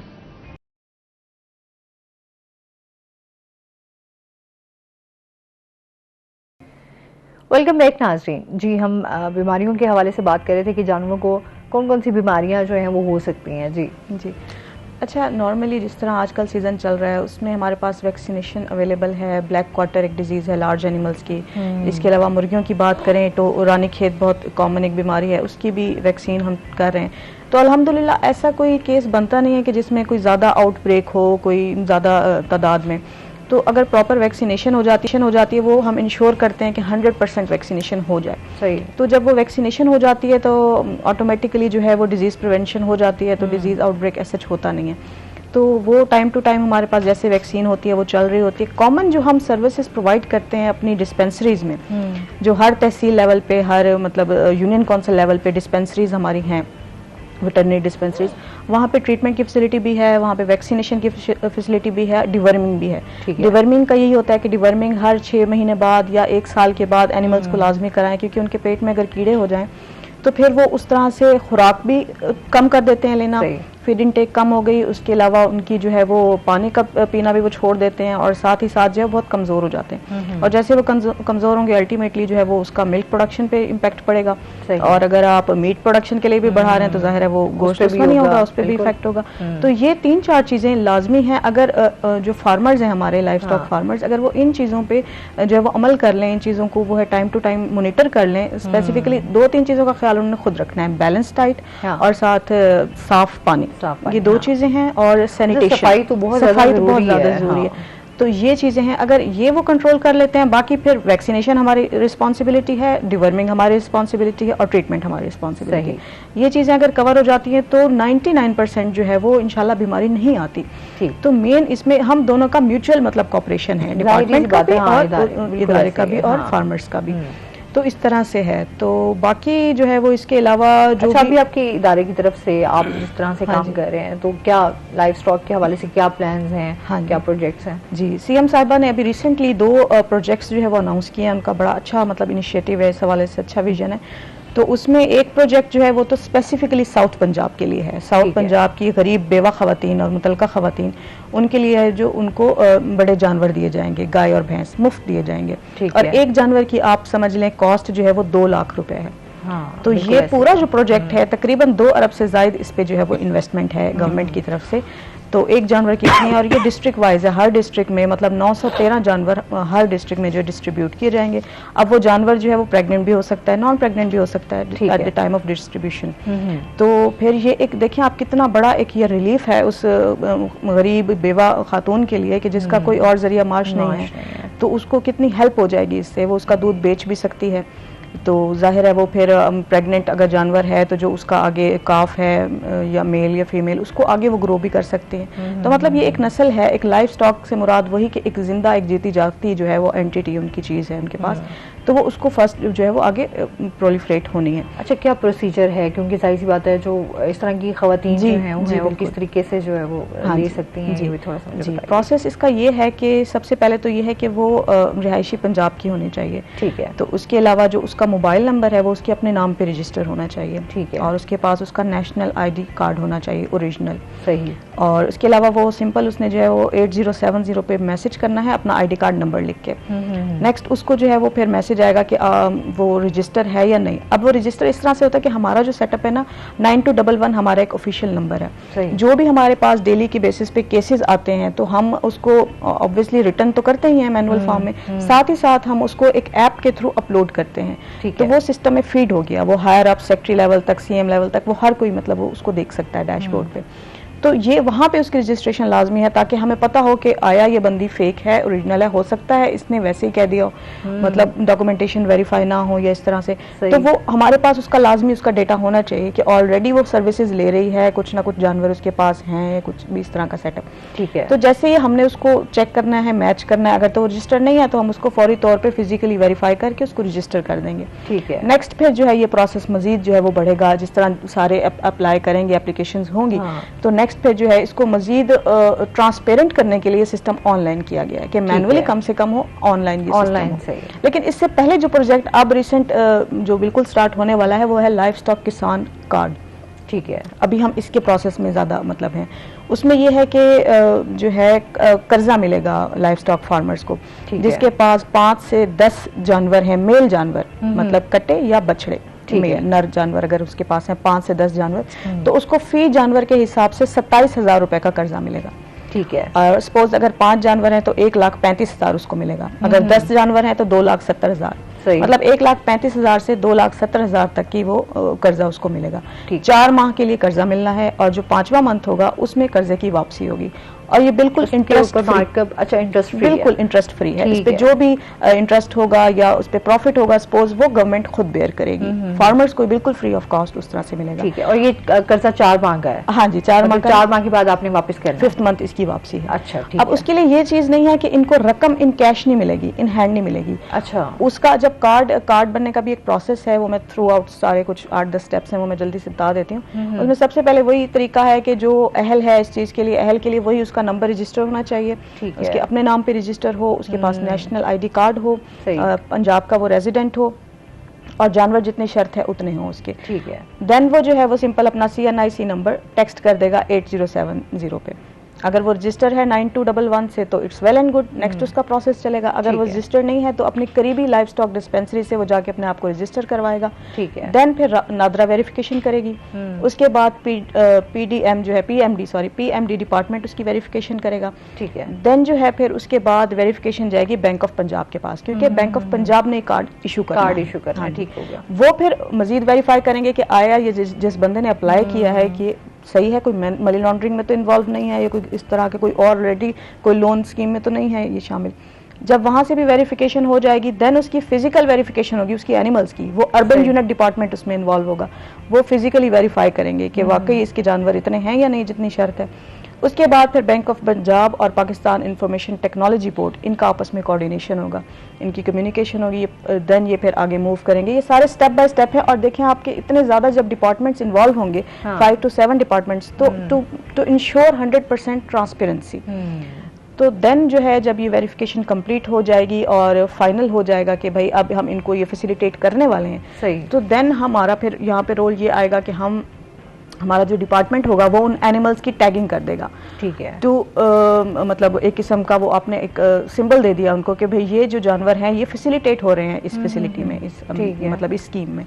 तो टैगिंग के बाद नेक्स्ट जो है वो प्रोसेस स्टार्ट हो जाएगा कार्ड के हवाले से, फिर कार्ड डिलीवर हो जाएगा उस बंदे तक सारा, जब ये पूरा प्रोसेस हो जाएगा। डिलीवरी के बाद डिस्पर्समेंट ऑफ लोन हो जाएगी। ठीक है। देन जो है फिर ये स्पेसिफिक शॉप्स भी रजिस्टर होंगी जहां से एनिमल फीड मिलती है। बेसिकली ये फीड के लिए है लोन, फीड के लिए लोन है। सपोज जैसे मिनरल मिक्सचर है एनिमल्स के लिए, साइलेज है, वंडा है, ये जहां से शॉप्स से मिलते हैं वहां वो रजिस्टर होगा। मतलब अब फार्मर को कार्ड मिल गया तो फार्मर उस शॉप पे जाएगा, वहां से परचेज करेगा और वहां से ट्रांजैक्शन उसकी हो जाएगी। ठीक है। इस ट्रांजैक्शन का डेटा फिर जाएगा पाकिस्तान इंफॉर्मेशन टेक्नोलॉजी बोर्ड के पास, वहां शेयर हो जाएगा।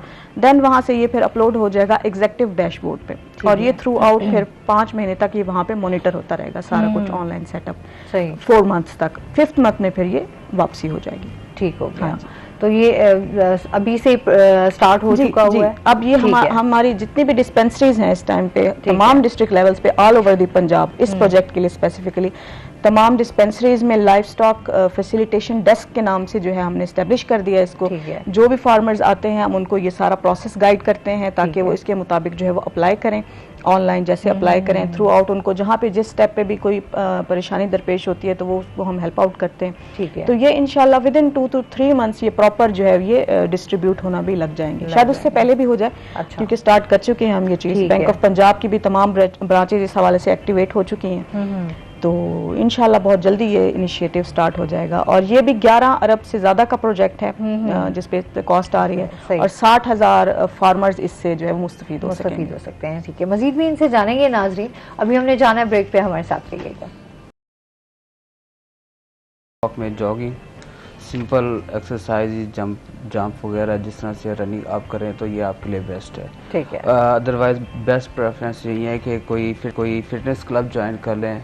आप सिर्फ और सिर्फ हाफ आवर अपने लिए सिर्फ फिटनेस क्लब को दे दें। जिस तरह के अभी हमारा अपना क्लब है fitness club MMA mix martial art का, उसके अंदर क्या कहते हैं हमारे 2 आवर्स की क्लास होती है रात के टाइम, क्योंकि मोस्टली जो हैं सारे जॉब होल्डर्स होते हैं, दिन के टाइम वर्क करते हैं, बच्चे भी आते हैं, स्कूल जो स्टूडेंट्स होते हैं वो भी होते हैं, और जो जॉब होल्डर्स होते हैं वो भी आते हैं उस टाइम।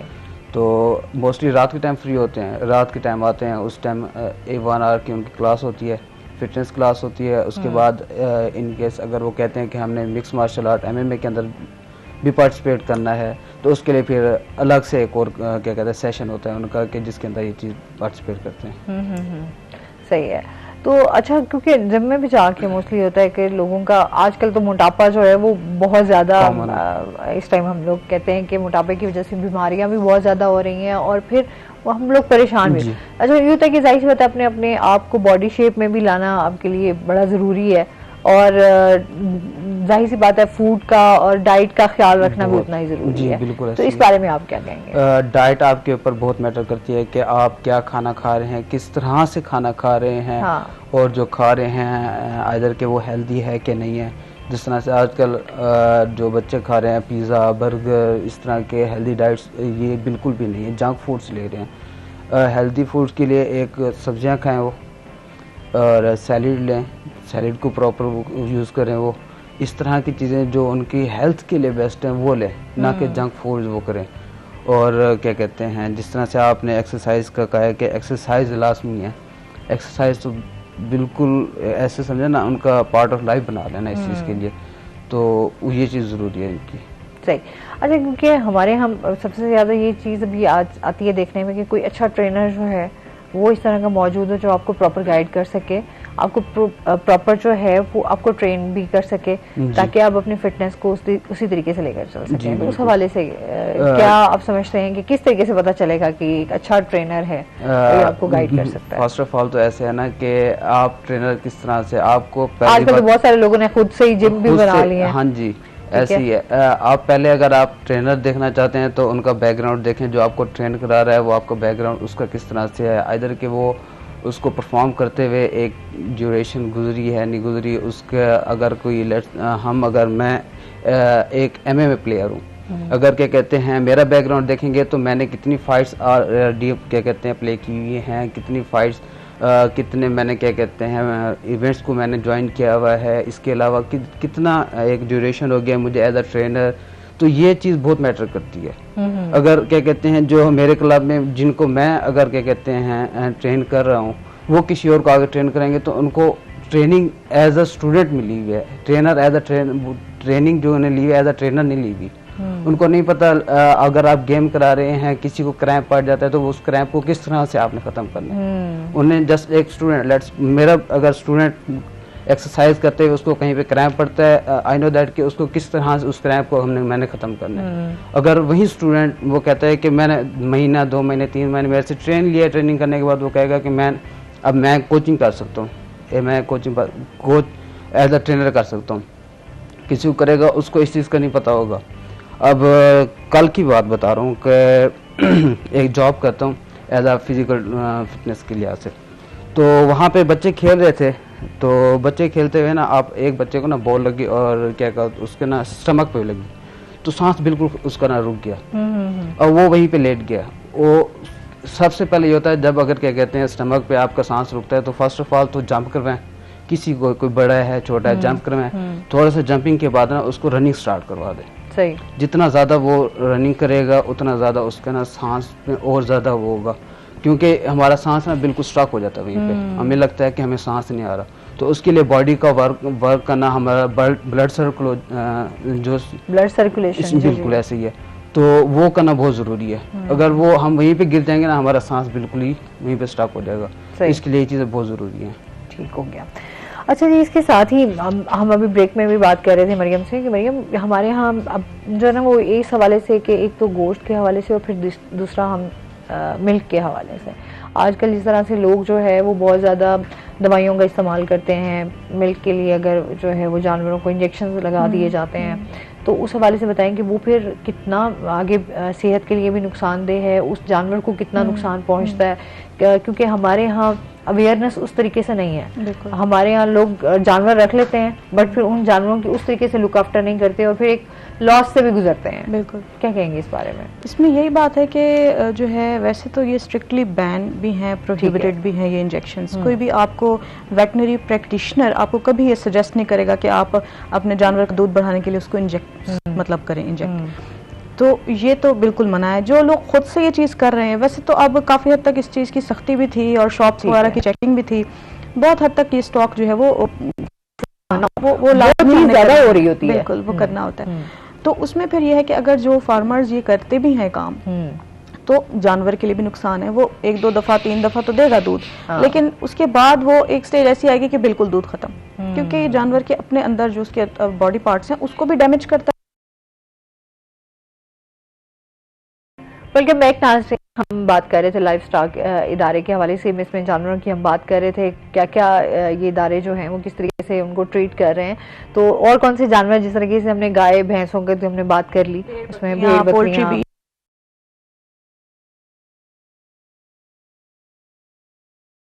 हमारे पास जो भी स्टॉक में मेडिसिन होती है हम वो अपने पास रखते नहीं है, वो जैसे ही आई वो फौरन आगे जो है हमने करवा देनी होती है सीजन के हिसाब से। तो कोई भी ऐसा जानवर होता नहीं है, कोई भी ऐसा घर नहीं होता जो मिस हो जाए या वैक्सीन जहाँ पे ना हुई हो। लेकिन फिर भी इन केस अगर कोई एरिया ऐसा रह भी जाता है या कोई घर मिस हो जाता है तो फिर वो हमारे पास आ सकते हैं CVD पे, हमारे आके हमें कह सकते हैं भाई मेरे जानवरों को भी वैक्सीन नहीं हुई, तो हम उसका डेटा एंटर कर लेते हैं, मतलब नोट वगैरह कर लेते हैं। फिर जैसे ही मोबिलिटी होती है हमारे स्टाफ की, हम फिर फौरन जो है वहाँ पे वो मूव करा देते हैं। तो इस हवाले से कभी सच कंप्लेंट्स रेट नहीं है, बहुत कम है, तो क्योंकि प्रॉपरली हो जाती है वैक्सीन। हाँ, डिवर्मिंग के लिए उन्हें खुद मूव करना पड़ता है फार्मर्स को, ये टाइम टू टाइम जो है वो उनको करना चाहिए, साल में 2 बार या 1 बार लाजमी जो है वो आए अस्पताल में, आके अपना बताएं कि भाई इस तरह हम जानवरों के लिए दवाई चाहिए। या आजकल जिस तरह गर्मी का सीजन है तो वो टिक्स का बहुत इशू होता है जानवरों पे, चिच्चड़ वगैरह बहुत होते हैं, जुएं चिच्चड़, तो उसके लिए सबसे पहले तो सफाई, चूना वगैरह स्प्रे करें अपने इर्द गिर्द जहाँ भी उनके जानवर बंधे हुए हैं, ताकि एंटीसेप्टिक का रोल प्ले करता है ये। सफाई का ख्याल करें। उसके अलावा मेडिसिन हमारे पास अवेलेबल है, डिस्पेंसरी में हम मेडिसिन देते हैं इसकी। तो फर्दर ये होता है क्योंकि टिक बॉर्न डिजीज का भी बहुत ज्यादा रोल है। अब पिछले दिनों ईद कुर्बान के मौके पे कांगू फीवर का बहुत ज्यादा था, बिल्कुल कि कांगू जो है और ये चिच्चड़ की वजह से फैलता है, टिक बॉर्न डिजीज है। तो उसमें फिर यही है कि हम स्प्रे भी करते हैं, एंटीटिक स्प्रे भी होता है, इसके अलावा इंजेक्टेबल्स भी अवेलेबल होते हैं, और साथ हम थोड़ा बहुत ये ब्रीफ भी कर देते हैं फार्मर को पे जितना हो सके। अब खासतौर पे अगर शीप है उनके इतने बाल मतलब बढ़ने लग जाते हैं तो हम कहते हैं कि भाई इस मौसम में कम करवा दें, हल्के करवा दें, सही कि जितना ज्यादा इनके बाल कम होंगे उतना ज्यादा जो है वो इसमें प्रिवेल नहीं करेंगे। लोग कितना कोऑपरेट करते हैं मरियम, क्योंकि इस हवाले से भी रहता है कि इदारे अगर काम कर रहे हैं तो लोगों की क्या आगे रिस्पांस होता है? लोग अल्हम्दुलिल्लाह काफ़ी हद तक इम्प्रूवमेंट हो चुकी है, लोगों को खुद भी अवेयरनेस है, जैसे ये इलेक्ट्रॉनिक मीडिया, प्रिंट मीडिया, सब स्कीम्स का उनको ऑलरेडी भी कुछ पता होता है, या जो भी हमारे टाइम टू टाइम प्रोजेक्ट्स हैं या टाइम टू टाइम हमारी जो फैसिलिटीज जो हम प्रोवाइड कर रहे हैं तो वो उनको पता होता है। वो आके खुद हमसे डिमांड करते हैं भाई ये चीज़ चल रही है तो आप ये हमें जो है वो फौरी तौर पर करें, इसके बारे में गाइड करें। सोशल मीडिया की वजह से अवेयरनेस बहुत ज़्यादा हो गई है, तो अल्हम्दुलिल्लाह। बाकी अच्छे बुरे लोग हर जगह होते हैं, तो यहाँ पे भी अगर 80% लोग कोऑपरेटिव हैं तो 20% जो है थोड़े से तंग भी करते हैं, वो हर चीज की बारीकियां नोट करना कहीं। अच्छा, आपने वैसे बड़ा आपके लिए में, क्योंकि हमारे पास मेल ज्यादा आते हैं वेटनरी, तो वो फीमेल का होता है कि बड़ा आपने खुद ही प्रोफेशन जो है वो बाय चॉइस, बस बाय चॉइस भी कह दें, बाय लक भी कह दें, बाय चांस भी कह दें, सारी चीजें मिल जाती है। बस वो स्पेसिफिकली वही होता है कि अगर MBBS नहीं तो फिर चलो नाम के साथ डॉक्टर लगाना है तो चलें इस साइड पे आ जाए। लेकिन ये है कि बचपन से शौक था, थोड़ा एनिमल्स के साथ एफिलिएशन थी, थोड़ी रखती थी मैं पेट्स वगैरह भी और बर्ड्स भी, तो ये पूरा लेकर चलना बिल्कुल वो थोड़ा सा मुश्किल हो जाता है। एक कॉलर है हमारे साथ। अस्सलाम वालेकुम। वालेकुम सलाम मैम, क्या हाल है? जी ठीक, अल्हम्दुलिल्लाह। अच्छा, मैं अपने पैर दो